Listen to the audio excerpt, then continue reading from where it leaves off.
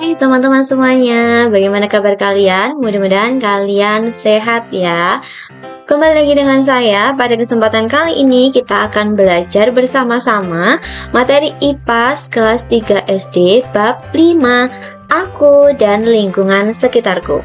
Buat teman-teman yang baru saja bergabung dengan channel ini, saya ingatkan ya, jangan lupa like, share, and subscribe. Oke teman-teman, kita mulai dari materi yang pertama, yaitu topik A, denah rumahku.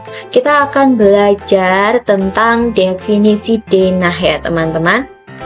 Ayo kita pahami bersama-sama. Denah adalah gambar yang memberikan petunjuk tentang lokasi jalan, kota, dan sebagainya dalam bentuk gambar atau peta ruangan, misalnya gedung, rumah, dan lain-lain. Sementara fungsi denah itu untuk menunjukkan nama, susunan, ukuran, dan isi ruangan, termasuk letak pintu dan dinding dalam ruangan teman-teman. Denah tidak hanya digunakan untuk rumah dan sekolah, tetapi dapat digunakan untuk bangunan yang lebih besar seperti gedung perkantoran, kebun binatang, tempat wisata, dan lain-lain. Oke teman-teman, ini adalah beberapa hal yang perlu dicantumkan saat kalian mau membuat denah. Ini ada contoh denah ya teman-teman, yaitu denah lingkungan rumah dan sekolah.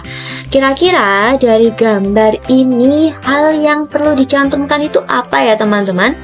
Ya, yang pertama itu adalah judul. Judulnya itu ini ya teman-teman, denah lingkungan rumah dan sekolah. Itu disebut dengan judul denah.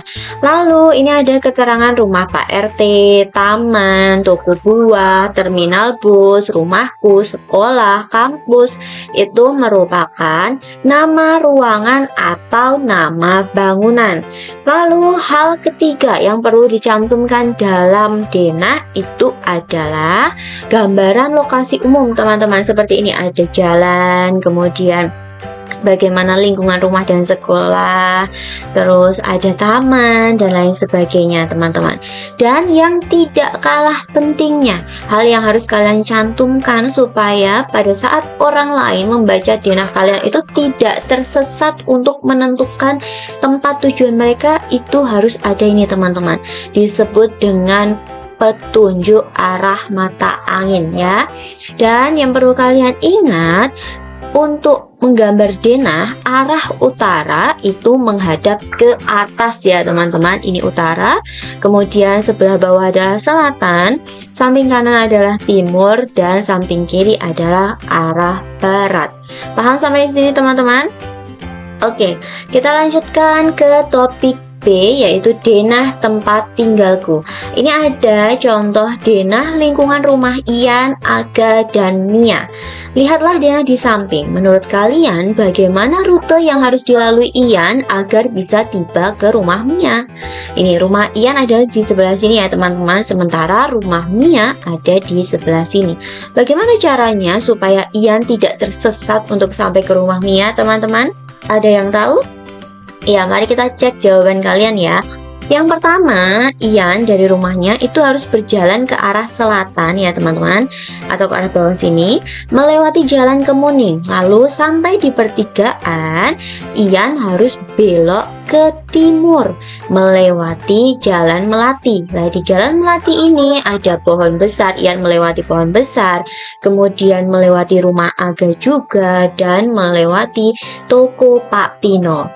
Lalu sampai di perempatan, Ian harus belok ke arah utara melewati jalan Kenanga dan sampailah di rumah Mia, atau rumah Mia itu ada di sebelah timur jalan Kenanga. Sampai sini bisa dipahami ya teman-teman membaca denah? Oke, dalam denah ternyata terdapat informasi teman-teman, yaitu tentang jalan, kemudian ada jembatan juga, bangunan, pohon, sawah, sungai, gunung, dan lain sebagainya. Selain itu ada juga petunjuk arah mata angin, di mana ada arah utara atau biasa disimbolkan dengan huruf U, arah selatan disimbolkan dengan huruf S, arah barat disimbolkan dengan huruf B, arah timur disimbolkan dengan huruf T.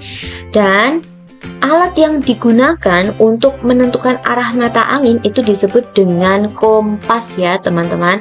Ini contoh dari kompas, bentuknya itu seperti ini, bulat. Kemudian ada 4 jarum seperti ini.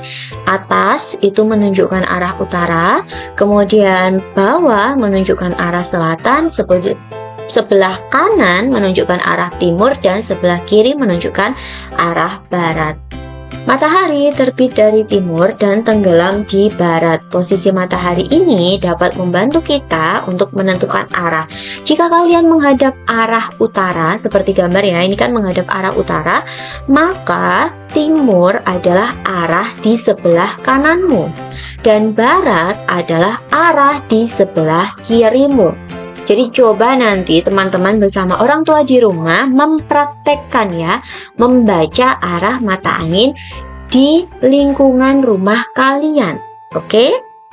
Ya, kita lanjutkan ke materi topik C tentang kenampakan alam dan buatan ya teman-teman. Yang pertama kita akan mempelajari apa sih yang dimaksud dengan kenampakan alam. Ada yang tahu teman-teman?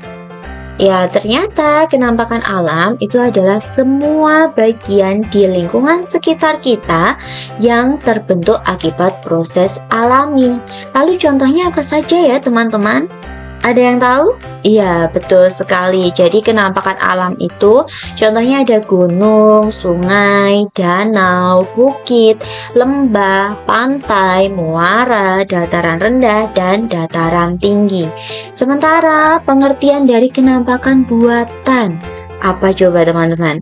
Iya, betul sekali. Kenampakan buatan adalah semua bagian di lingkungan sekitar kita yang terbentuk karena diciptakan manusia. Jadi kata kuncinya, kenampakan buatan itu diciptakan manusia, sementara kenampakan alam itu proses alami atau ciptaan Tuhan.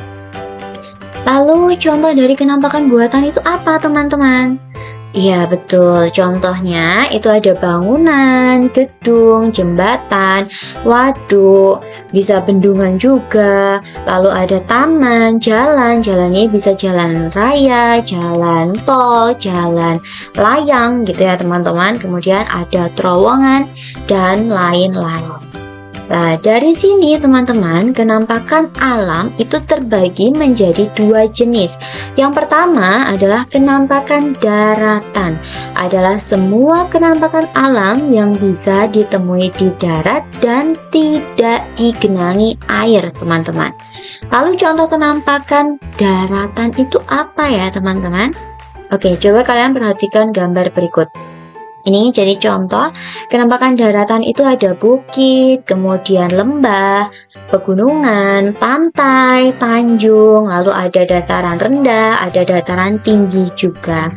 Dari 4 gambar ini, kira-kira teman-teman sudah bisa belum ya membedakan definisi keempat kenampakan daratan ini?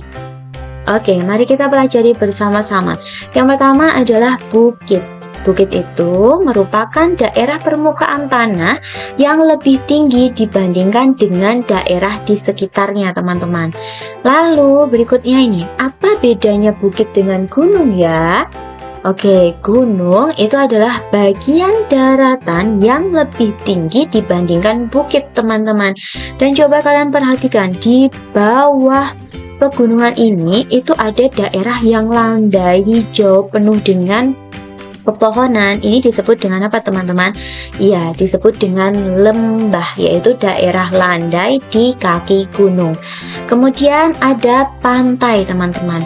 Pantai ini adalah daerah perbatasan antara daratan dan lautan. Dan yang terakhir ada tanjung, teman-teman. Tanjung merupakan bagian daratan yang menjorok ke laut. Ya, ini ya teman-teman, ini adalah bagian daratan yang menjorok ke laut, disebut dengan tanjung. Sampai sini bisa membedakan teman-teman? Oke, kita lanjutkan ke kenampakan perairan, teman-teman. Kenampakan perairan adalah daerah dataran yang digenangi air. Contohnya ini ada sungai, rawa, danau, dan laut. Kita pelajari definisinya satu-satu supaya kalian bisa membedakan ya. Kita mulai dari sungai. Sungai itu adalah wilayah yang memanjang dan dialiri air terus-menerus, teman-teman, dan bergerak atau mengalir dari hulu ke hilir, atau nanti akan bermuara ke laut. Sementara danau itu adalah suatu daratan yang digenangi air dalam jumlah yang sangat banyak. Lalu ada rawa di sini ya teman-teman. Rawa adalah suatu daratan yang digenangi air namun biasanya banyak ditutupi oleh tumbuh-tumbuhan air.